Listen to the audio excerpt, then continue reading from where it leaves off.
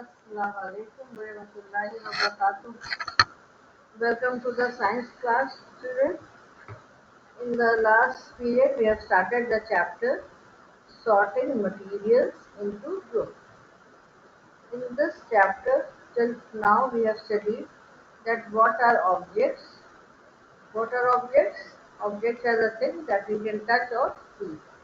Then we have discussed what is classification and what is the importance of classification. So what is classification? Classification is grouping different objects on the basis of their similarities and dissimilarities. Then we have discussed about the importance of classification, and then we have discussed about materials. So what are materials? Materials are the thing which is used in making different objects. We have also covered the definition of or the concepts of atom, molecule, matter, elements and compounds. So what is matter? Matter means anything that has weight and that occupies space. Then matter is made up of small particles that are called atoms. Atoms cannot be further divided. When two or more atoms combine, they form a molecule. And what is an element? Element is a substance which is made up of only one type of atom. Then we have discussed about compounds. What are compounds? Compounds are the substances which are made up of two or more elements combined chemically in fixed proportion. Now today we shall discuss the properties of materials. So the first property of material is its appearance. We all can be recognized by our appearance. No? You can see me and you can identify which ma'am is teaching science. Everybody has a individual appearance. Likewise, materials have two types of appearance. Either they are very shiny or they have a dull finish. So, there is a shine present on some materials, and this shine is called as lustrous. Luster. This shine is called as luster. And materials which show shiny surface is called as lustrous materials, like iron, copper, aluminium, gold, all these are silver, all these are lustrous materials. Then there are some materials which do not have shine on them and they are called as non-lustrous materials like paper, wood, plastic, cotton and many others. You can recognize metals. Metals have luster. And like metals like gold and silver, due to this property, due to this property of shining, they are used in making jewelry. But sometimes when metals are exposed to air, they lose their shine and they get rusted like iron. You have seen rusted iron? Na? So, on the basis of the appearance, materials can be classified as lustrous or non-lustrous materials. Then the next property of material is their texture. Texture means when you touch the surface of the materials, how do you find it? Do you find it very fine or do you find it very coarse?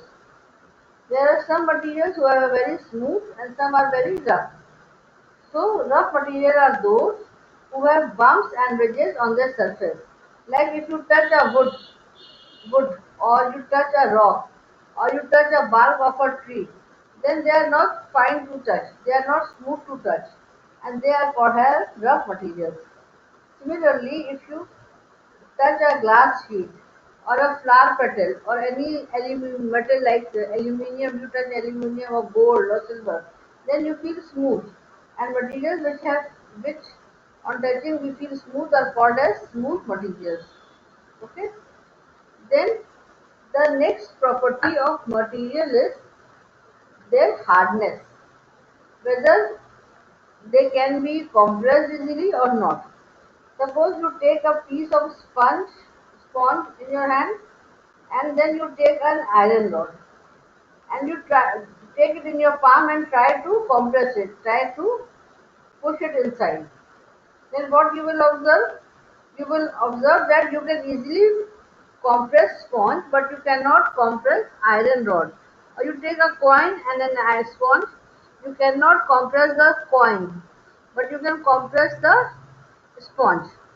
So materials that can be compressed are called as soft materials, like foam, like melted wax, like any type of gel, like sponge. These all are like rubber also, which you can use as your erasers.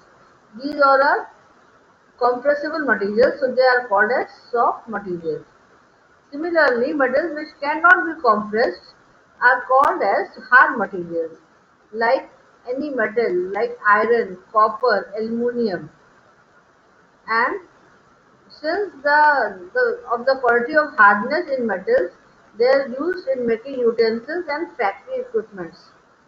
You know what? Which is the hardest material or the hardest natural substances? The hardest natural substance is diamond, which is the hardest known natural substance, and that is the hardest known natural substance is diamond, and it is used for cutting glasses and grinding rocks.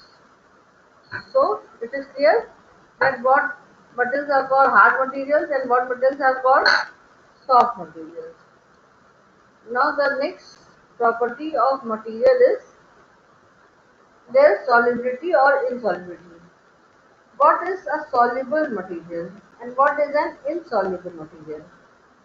The materials which can dissolve in any liquid is called as soluble material or soluble substance. And the substance which cannot be dissolved in any liquid are called as insoluble substance. Suppose you take a spoon of sugar or a spoon of salt and mix it in a glass of water. After some time, you cannot separate out salt and water. You cannot distinguish between salt and water or sugar and water because a solution is formed. So sugar and salt are soluble in water. Similarly, if you take some sand and put it in a beaker, then what you will find? You will find that the sand and beaker and water can be seen in the beaker. You can find a sand will settle at the bottom of the beaker and your water will float above it. So sand is not soluble in water, so you can see easily where is sand and where is water. But in case of sugar or salt, you cannot distinguish where is sugar or salt and where is water. So this is the property of material that is called soluble and insoluble materials. Then when it is dissolved in any liquid or water, it is called soluble. When it does not get dissolved, it is called insoluble. Then substances are soluble in both solids also, liquids also, and gases also. As we have read in previous class, there are certain substances which are solid substances which are soluble in water, and these are called as solutes. We have read in the previous class now. The substance which is dissolved in water or a liquid is called as solute. And what is a solvent? Solvent is the liquid or water in which a solute or a solid substance is dissolved. And when the solute and solvent mix together, they form a solution. A solution is formed. See, if you take some cubes of sugar as seen on the picture and you mix it in water, then after some time you will find a solution of sugar. A sugar solution is formed. So here the sugar is called as solute, water is called as solvent, and and on mixing both we got a sugar solution. And you know water is called a universal solvent. Why is water called a universal solvent? Because water dissolves many things inside it. Water can dissolve many things inside it, so water is called a universal solvent. Now, next we will discuss solubility of liquids in water. There are certain liquids that can be soluble in water and certain liquids which are not soluble in water. Like you take some honey or you take some milk or you can take any other thing like you can take some vinegar or alcohol and mix it in water. Then you see that honey is easily dissolved in water. Or milk is also dissolved in water. You cannot separate out milk and water if water is dissolved in milk. And similarly in the case of glycerin also, alcohol also, vinegar also. So, and there are certain, so these liquids which dissolve in another liquid or water are called as miscible liquid. What are they called? They are called as miscible liquid. This miscible liquid you have learned in the previous class also, in class 4 and 5. And the liquids which do not dissolve in other liquid is called immiscible. Suppose you mix oil and water, then you can see on mixing oil and water, you can see two different layers in the same beaker. The oil floats above the water and forms a distinct layer. So oil and water cannot be mixed.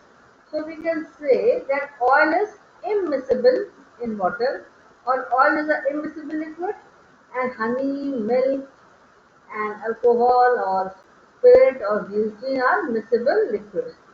So this is clear what is miscible liquids and what are immiscible liquids.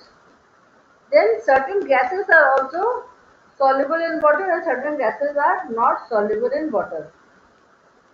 So gases like carbon and oxygen, these are dissolved in water.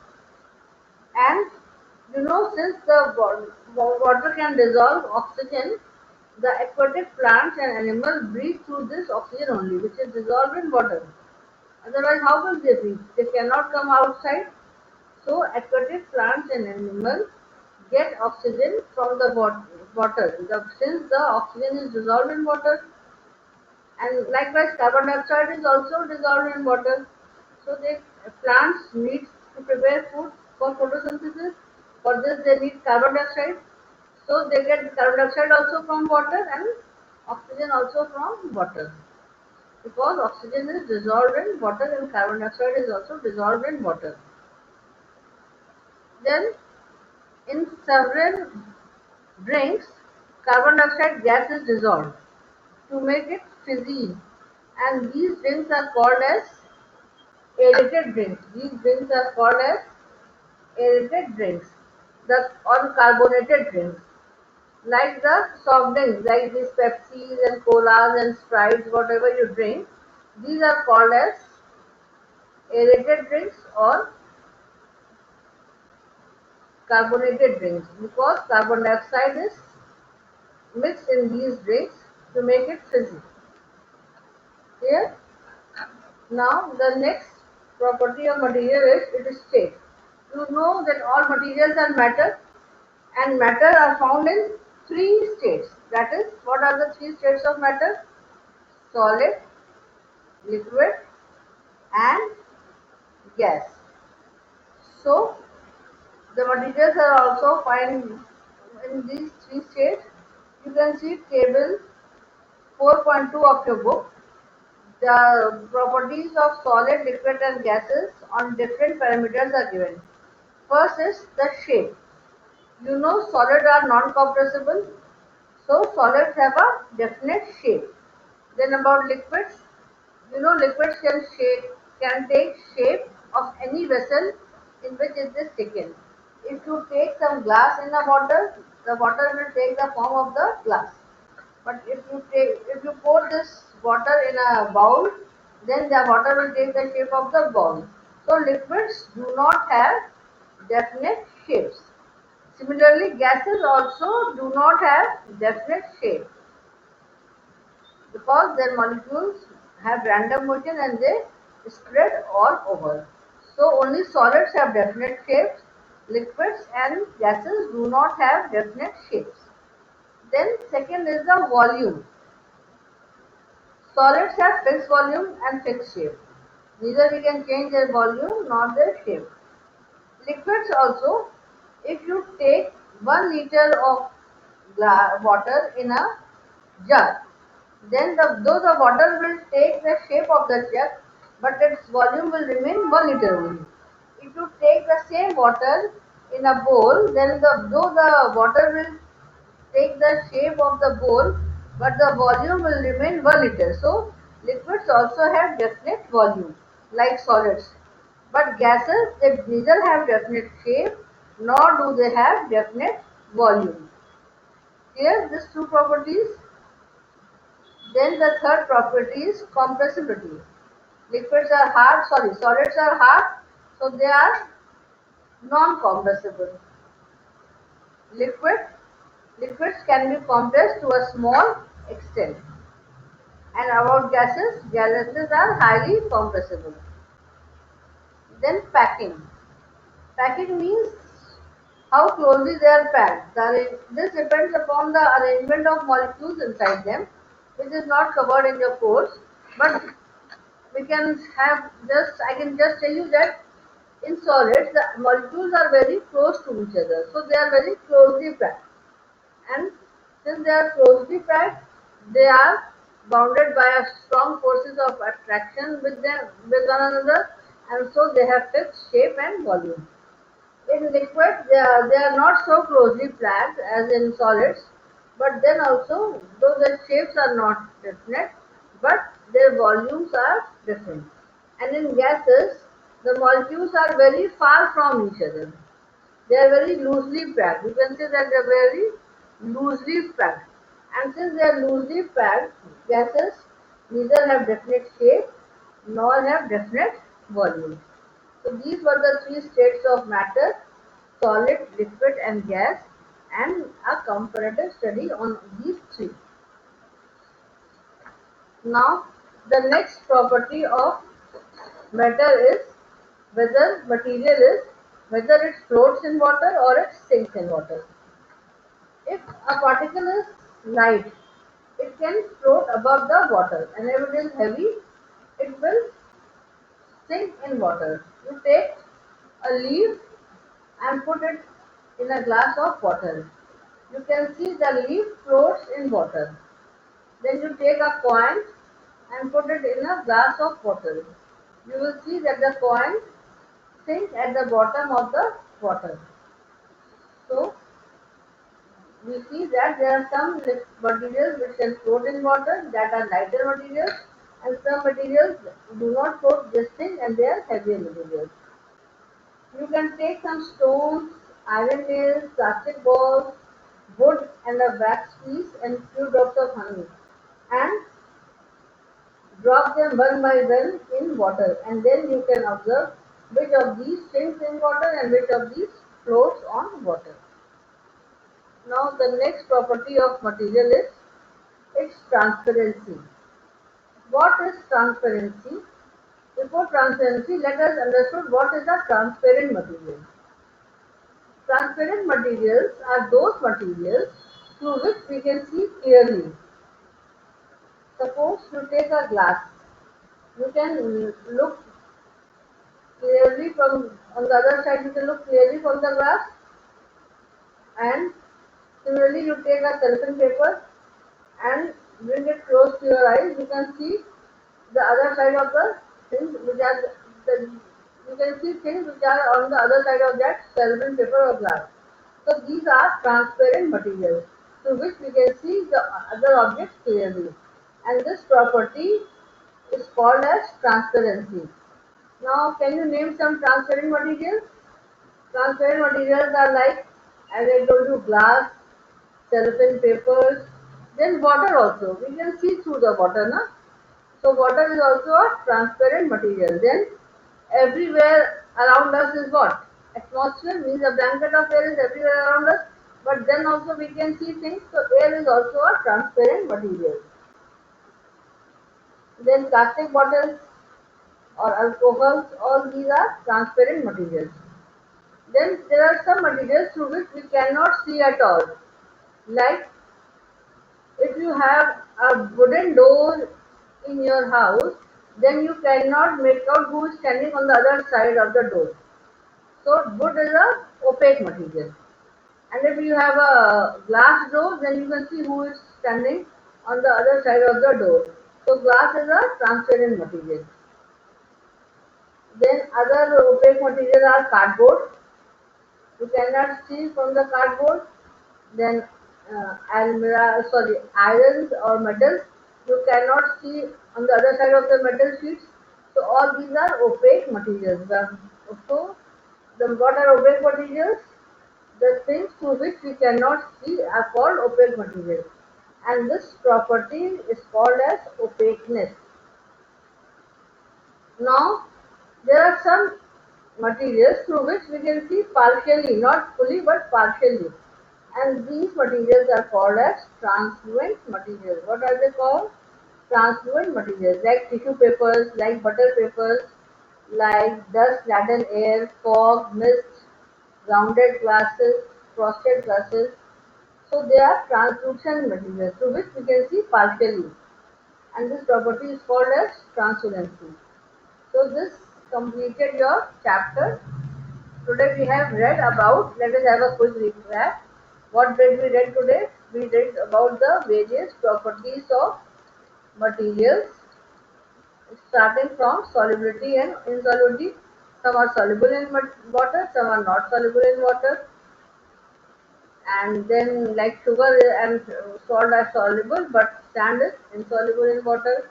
Then there are certain liquids also which are soluble in water. They are called as miscible liquid, and there are certain liquids which are not soluble in water and they are called as immiscible liquids. Example of miscible liquids are honey, milk, and example of immiscible liquid are kerosene oil or mustard oil. Then we have discussed that some gases are soluble in water like oxygen and carbon dioxide, and in some soft drinks carbon dioxide is mixed and they are called as carbonated drinks like the cold drink that we drink in summer. Then we have discussed about the states of matter. Matter has three states: solid, liquid, and gas. And we have discussed various parameters like the shape. Solids have definite shape, liquids have not definite shape, and gases do not have definite shape. Then we have discussed about volumes. Solid and liquid have different volumes, but liquids, gases do not have definite volume. Then we have discussed about compressibility. That solid can be compressed, liquid can be slightly compressed, but gases cannot be compressed at all. Then we have discussed about packing. Then solids are very closely packed, liquid are not so closely packed as solids, and gases are very loosely packed. Then we have discussed about floating and sinking property. Like the leaves are lighter, so they float on water. A coin is heavier, so it sinks in water. Then we have discussed about transparency and about transparent materials, translucent materials, and opaque materials. Transparent materials are those materials through which we can see easily. Opaque materials are those materials through which we cannot see. And between these transparent and opaque materials comes translucent materials through which we can see partially. So this completes this chapter. Hope you will revise this chapter, go again to the video and understand this chapter well and try to solve the objective exercises. On the next period, I will discuss the exercises with you. Okay? Allah Hafiz.